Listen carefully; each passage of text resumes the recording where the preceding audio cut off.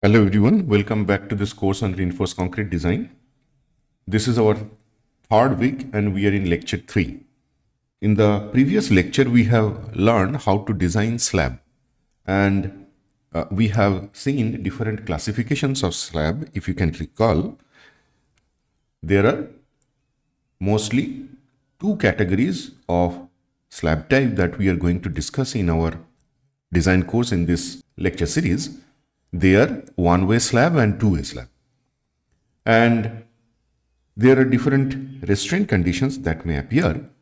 But the primary point to be noted here is the dimension of that rectangular slab. And there, depending upon the dimension, we find out the aspect ratio, and that aspect ratio tells us how the loads are distributed over the slab. And that's how we classify one-way and two-way slab. Now, we also discussed these clauses given in IS 456. Here the point to be noted is the expression for the moment applied due to uniform loading.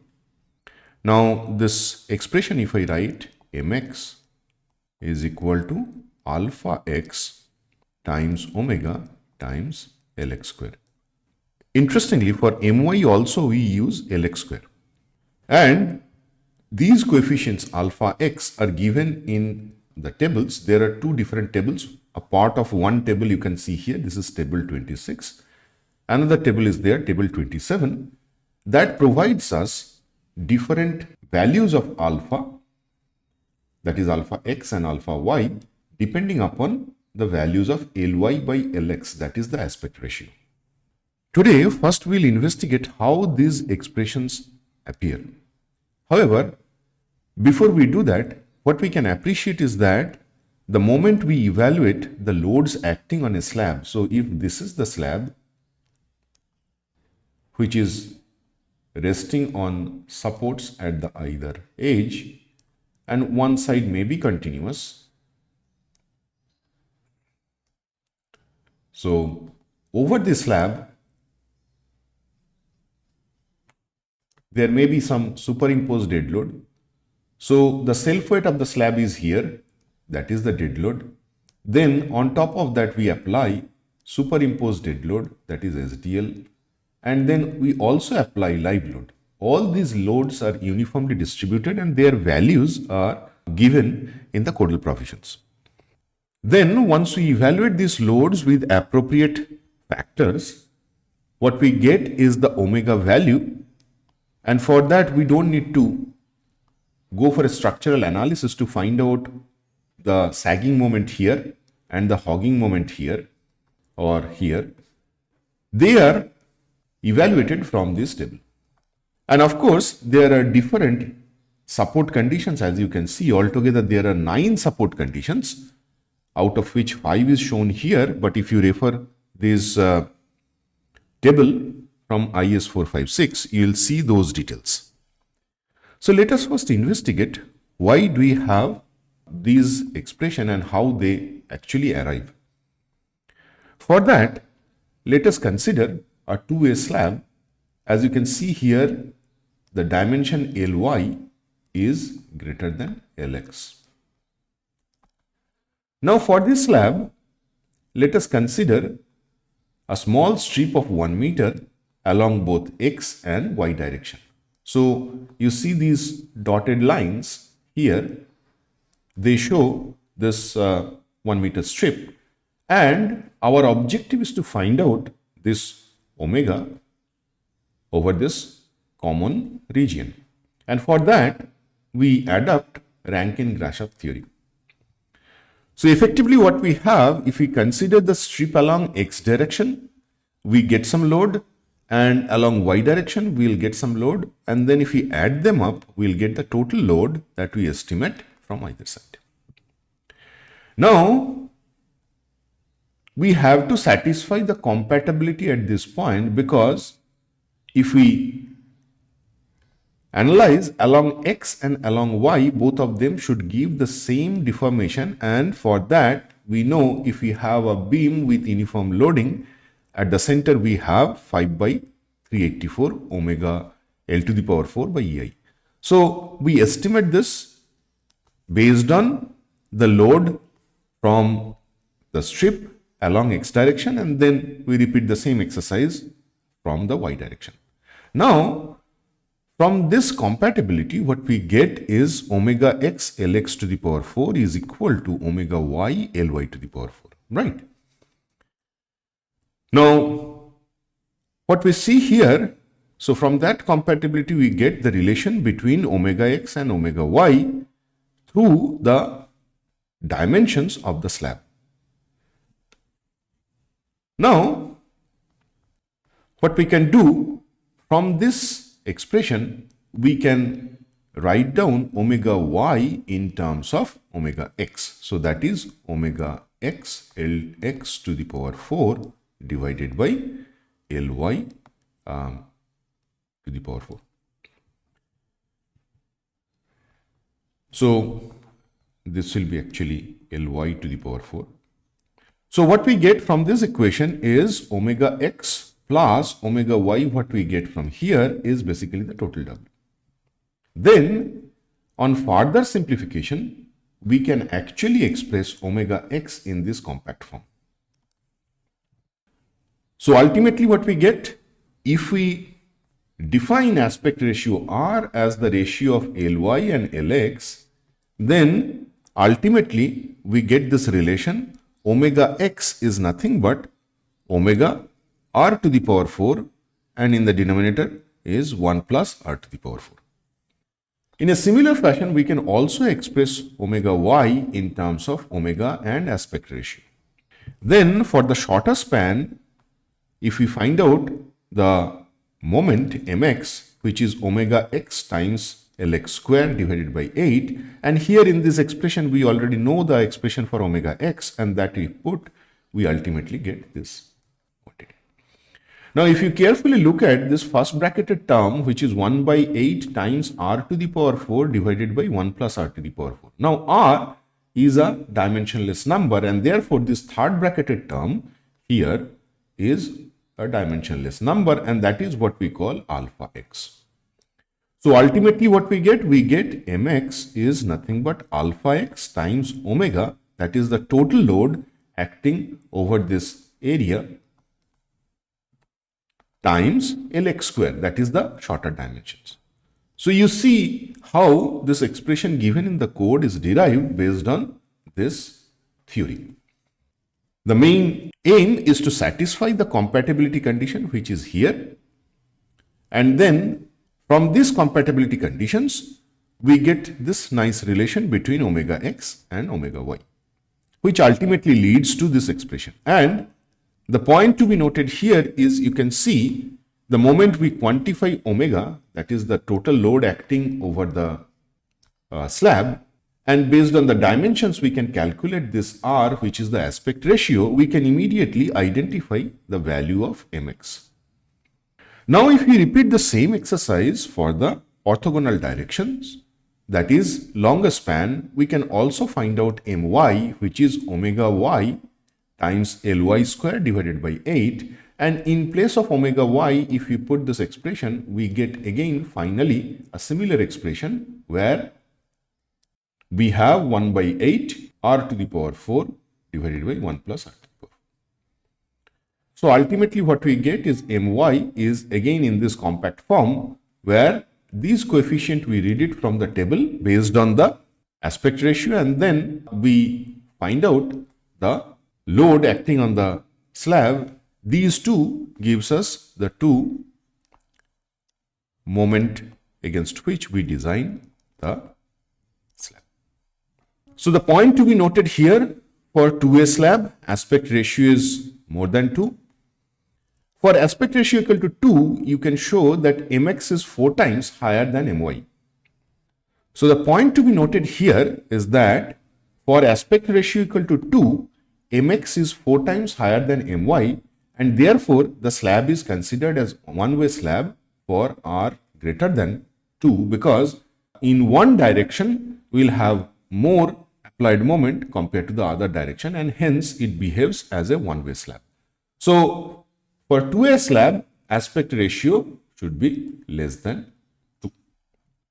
Now, another point to be noted here is alpha x is always higher than alpha y. So the reinforcement corresponding to mx is provided at the bottom layer. So if you have a slab like this,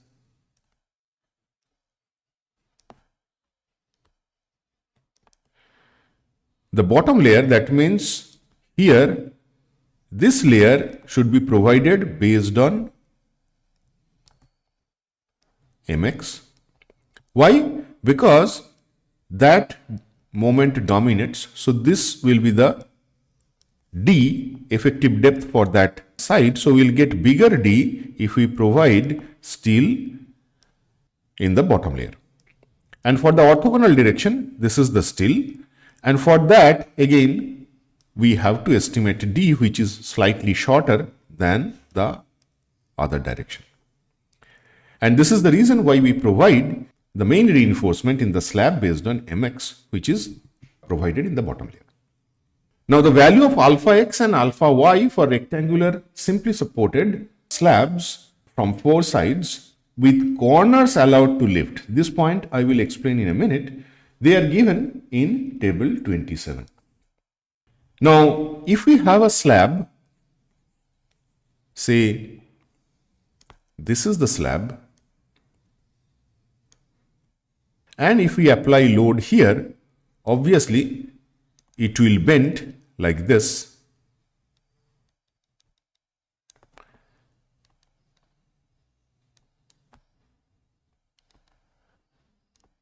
Now you can see the profile after bending is at the corner, these corners are uplifted because of this loading.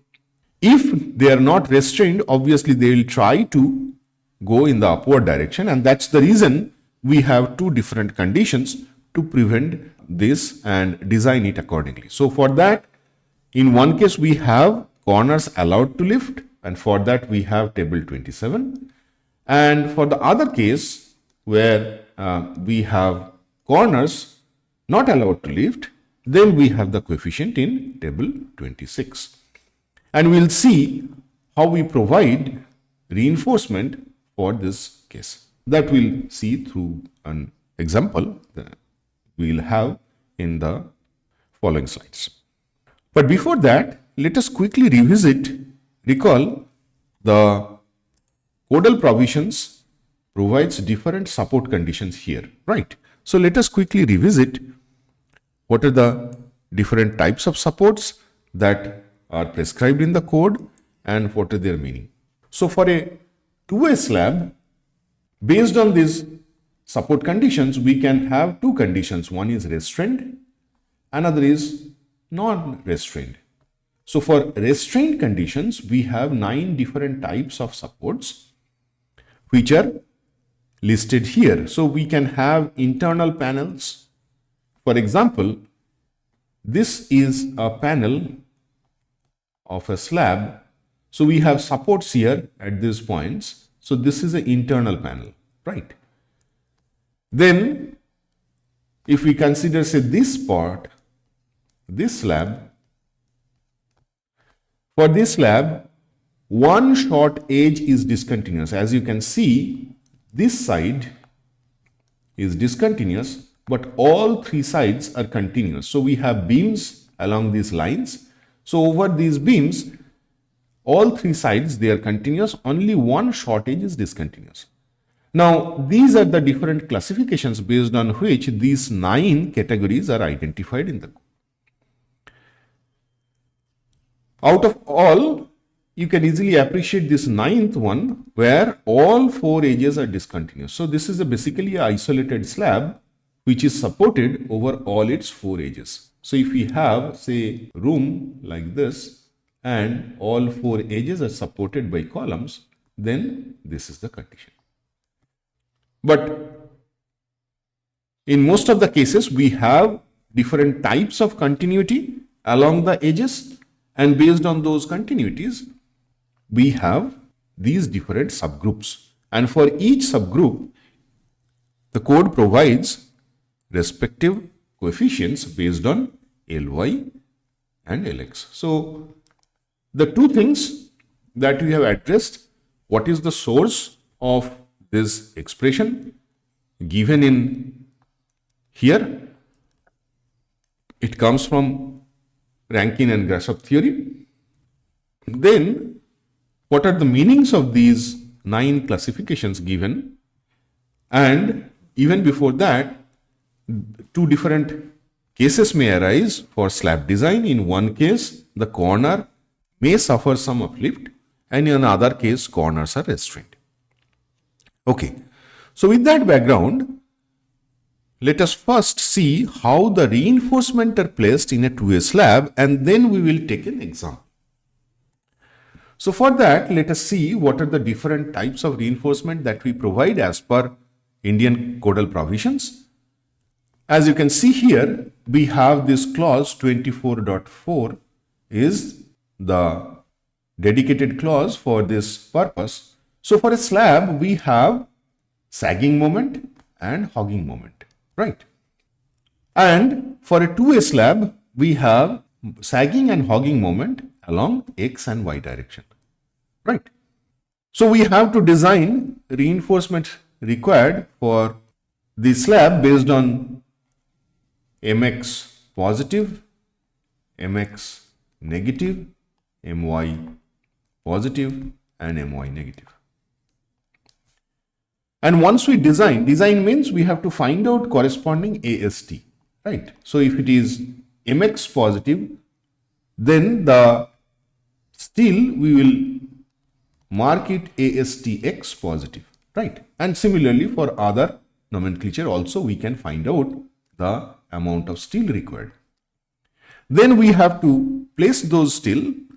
For that, the entire slab is divided into middle strip and edge strip. So you can see this middle strip here at the middle where we have sagging moment, and then once we go towards the edge where we have beam and supports over which the slab may have continuity, then for that we have the edge strip. So every side, if we say takes Ly, then we have a middle strip and we have a edge strip. Now as per our codal provision, this middle strip is in the central 3/4 region. So 3/4 of Lx where we provide middle strip, and the remaining part is divided equally. So for edge strip we have Lx by 8 and Lx by 8 on either side. Together they form Lx by 4, and that's how we cover the entire length. Now for the other direction, we can also see here that it is again divided into middle strip and edge strip, and the entire length is subdivided. So in the central portion we have 3/4 of Ly where we provide middle strip, and then the remaining part is equally divided at the two ends with Lx by 8 or Ly by 8 as per the orientation, right? So this gives us clear idea that how the steels are provided, right? Now, out of all these possibilities, you'll see we have always this mx negative, which is generally maximum. What is mx negative? Recall the shorter direction dominates in the bending behavior, and the negative sign indicates the hogging moment. So mx negative is what is here is the dominant moment in the slab design. Now, once we identify the main reinforcements along X and Y for sagging and hogging, then the question comes, there are two types of slabs we have discussed. One is with restraint, corners are restrained, and in other case, corners are allowed to uplift. Now for a corners are restrained, how the steels are provided? It is again clearly highlighted in the code. It says that you first identify all these steels. Okay. So we know this nomenclature. So we have already identified AST along X positive means for sagging. Okay. So that is in the middle part. Now If the slab is restrained from lifting at the corner, then we have to provide additional torsional reinforcement to prevent cracking due to high value of torsion at the discontinuous edge. As you can see here, I have already explained. So if this is the slab and if you have loading here, then it will try to uplift at the corner.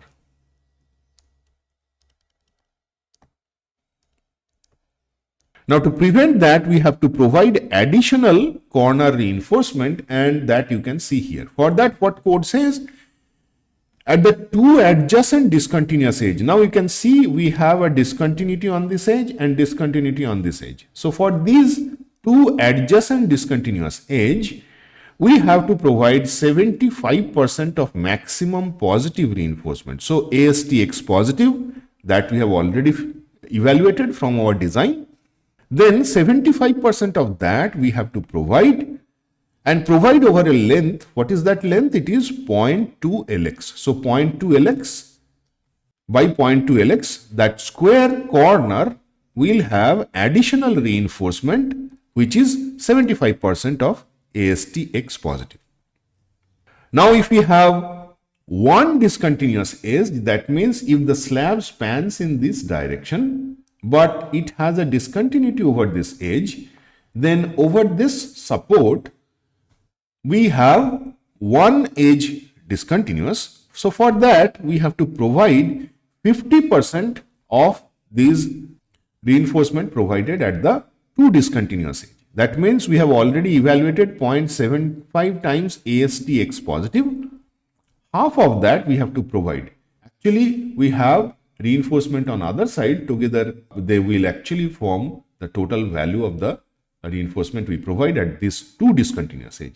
So here we have 0.375 ASTX positive, and then again it is given what should be the length of this over which we have to spread this. So we can, once we design the slab, we can easily design this reinforcement. These are corner reinforcement to prevent uplifting.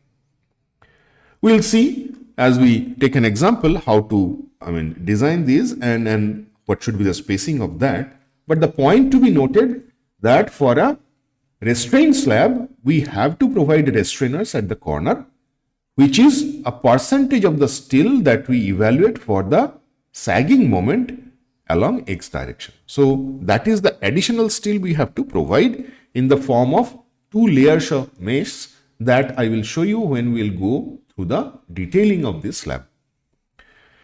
So with this background, let us take an example. So this is a case where we have a two-way slab. So L is greater than P. And let us first find out the shear stress in the slab, and then we'll take the numerical values.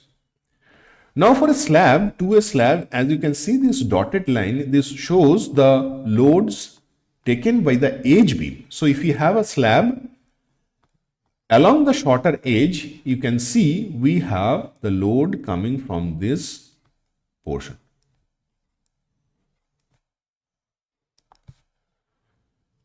However, for this longer edge, we have the load coming from this trapezoidal part.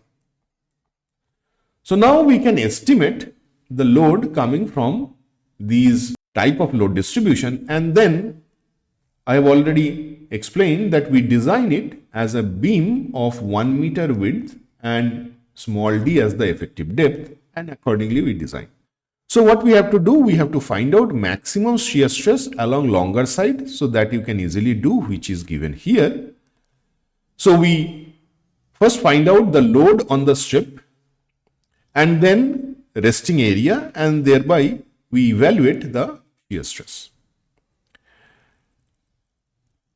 We can also repeat the same exercise along the shorter side, and we can find out the load distribution, and then we can actually evaluate the average shear stress along the shorter side, and then this is the value of the shear stress that we have in slab So critical section for shear in slab is at a distance d from the face of the support if the support provides a compression to end of slab. So now obviously if you have a slab like this and if you have a support, the question comes, the length of the slab we consider from the center line of the support. There is a dedicated clause for the effective span length, but if you have a support like this, we can visualize the center line of this support from where we have to measure the length of the span. Now the question is, where should I calculate the maximum shear force? Is it here or where? It is at a distance d from the face of the support. So this is the face of the support. So from this d distance away, we consider the shear stress and design it accordingly. So let us see how we can put all this in numbers and how we identify reinforcements and provide them in our detailing. So for that, let us design a slab which is 4 meter by 5 meter. It has a support of 150 millimeter and floor finish load is given, which is 1 kilonewton per meter square. So this is superimposed dead load. Then we have live load, which is 3 kilonewton per meter square, and we have mild exposure. Recall, this dictates the clear cover. Now corners are free to lift up. So in this case, we have no restraint at the corners and we use M20 and FE415. So first thing what we have to do, we have to assume this D from the deflection control that we discussed earlier. So L effective by D should be less than this value. So L effective, we know the clear span is 4 meter. So half this width of the slab on width of this support we add on the either side. So what we get is the L effective, which is here. So L effective by D should be less than this value on the right hand side. So we have K1, K2, K3, K4 times this expression. We get it from the codal provisions. For our case, it is 20 because we have a simply supported case. So what we get is our D should be greater than 138 millimeter. Now we design this for the dominant direction. So this is up to the main bottom layer, the central axis of this main reinforcement that dictates this D. So it should be more than 138. So capital D is small d that we have evaluated. Then we have to have allowance for the reinforcement. So half this diameter of the main reinforcement we have to add, and then we have to add clear cover. So what we assume will provide 10 phi dia bars. So we add 5 millimeter. So here we have 5 millimeter. You can go for higher diameters, but let us see, let us try with 10 phi bars. And then for this mild exposure, we have a 20 millimeter clear cover. So ultimately what we get 163 millimeter as the total depth of the slab. So we provide 165. So let us try with 165 and let us see whether that offers us a satisfactory result or not. So now we have to find out dx. This I explained earlier. So for two different orientation of the reinforcement, we have two different effective depth. So for one we have here. So for the other we have to have the D effective at the center line of the bar. So here is the D effective. And that's the reason you can see D effective along X, along Y. So what we get here is along X we have more D effective, which is obvious because we have to have more capacity, and that we can provide by putting those main reinforcement in the bottom layer. So dx in our case is 140 millimeter and dy is 130 millimeter. Then we have to go for the estimation of effective span as per these codal provisions. Recall earlier we have already used this, but this is a first-hand estimation so that we get a clear idea of how much D we will provide from the deflection control point of view. So what we do, we first find out the effective span, and for that we have this clause which says the minimum of these two. In our previous example for one-way slab I already explained. So you can find out Lx, which is 4.14 meter. Similarly, we can also find out Ly, and once we do that, we find out Lx by Ly, which is the aspect ratio, and as you can see, it is less than 2. So accordingly, we classify the slab type, right?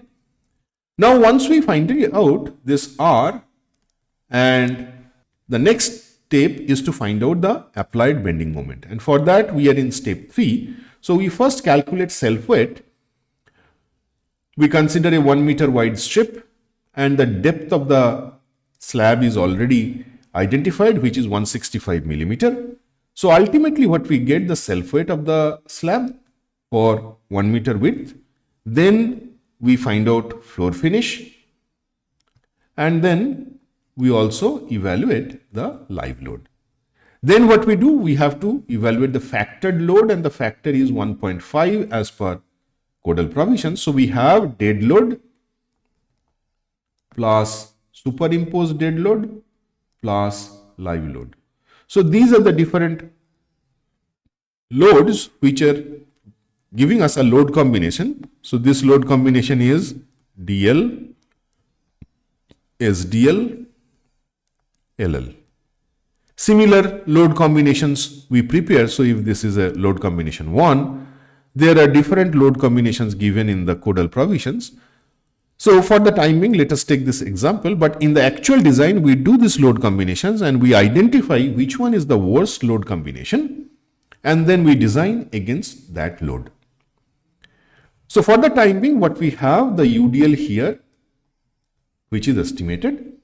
Then we have to identify the applied bending moment along X and along Y. So for that, we have to find out alpha X and alpha Y from the table.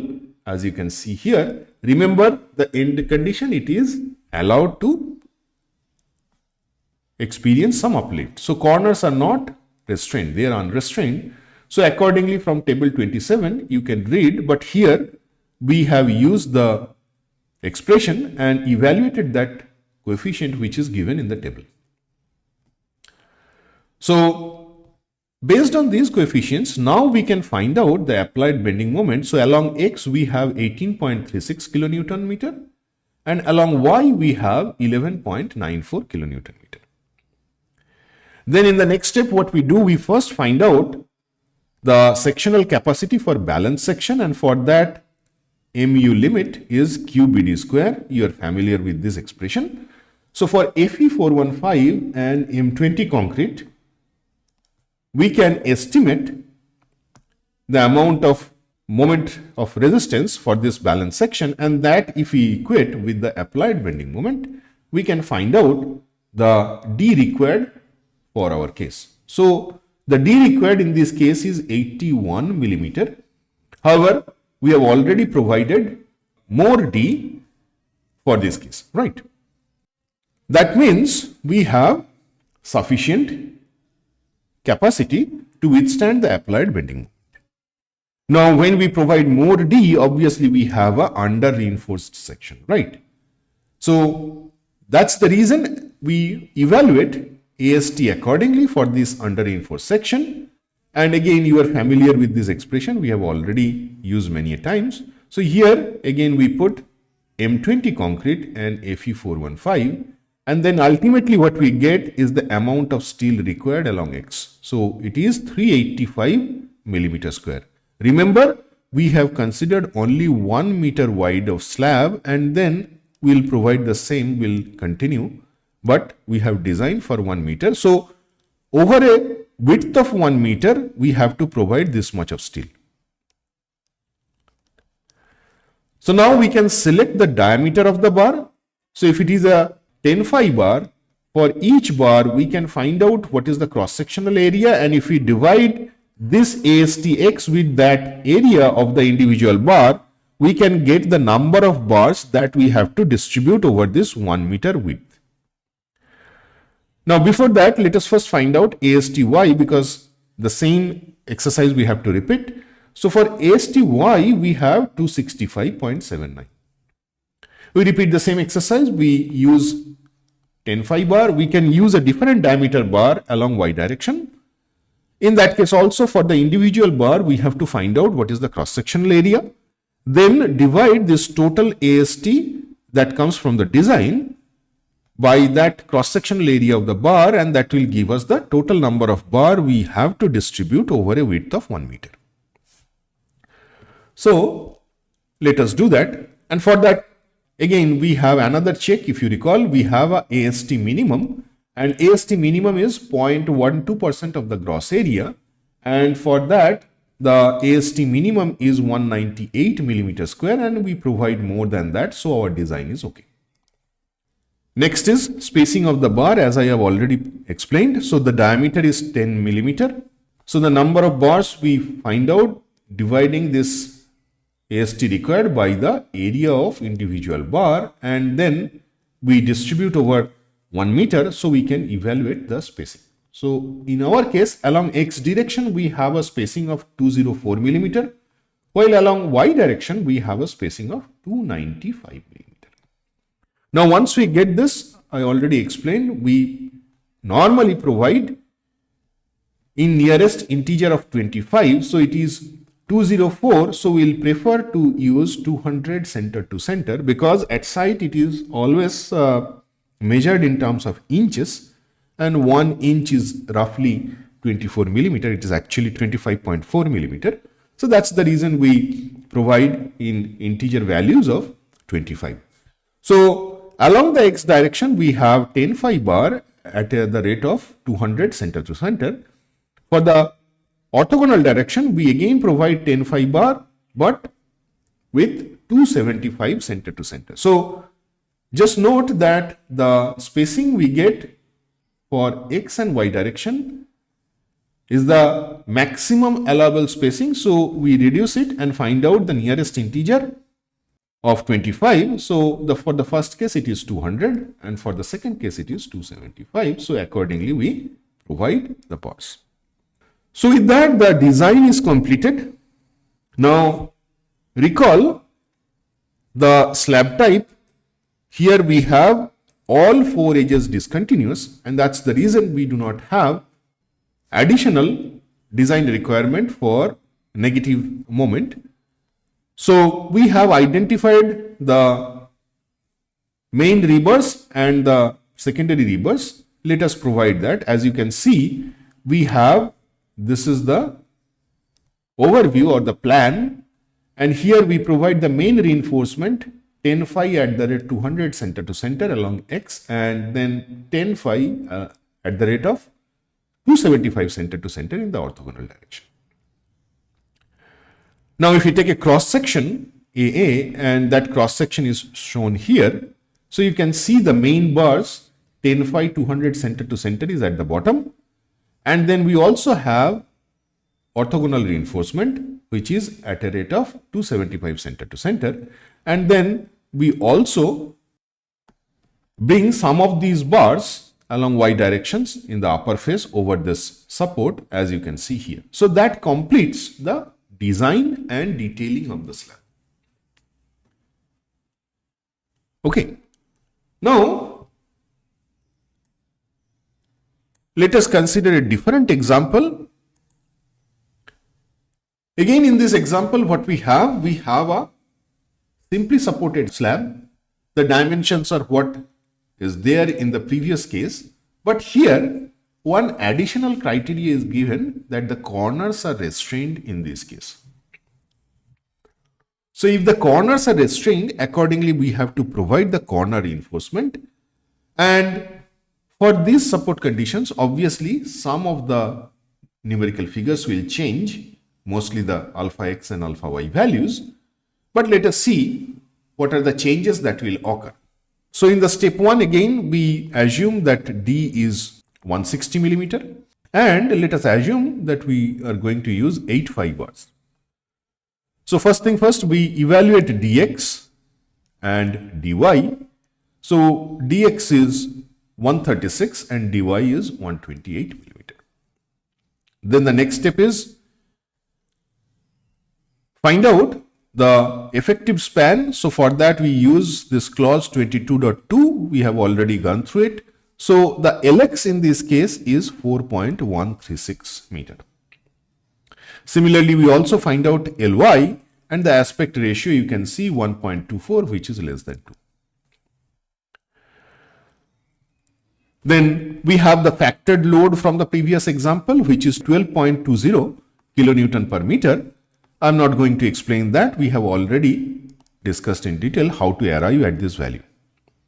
Now, once we have this omega and this aspect ratio which comes from Ly and Lx, then we can refer to the table based on the support condition to find out what are the values of alpha x and alpha y. So let us do that. So we have in this case alpha x as 0.0748, and once we find out this value, we can evaluate the respective moment along x direction, which is 15.61 kilonewton meter.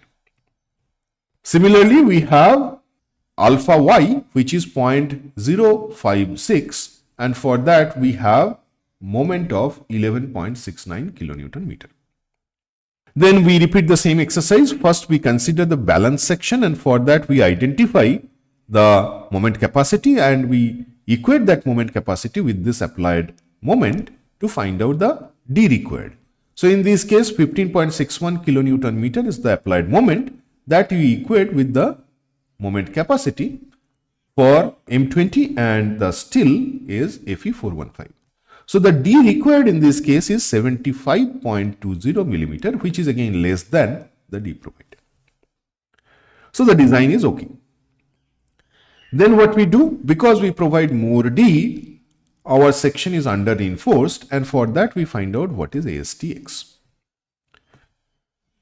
In our case, this problem where we have a different boundary condition, ASTX is 335 millimeter square and ASTY is 264 millimeter square.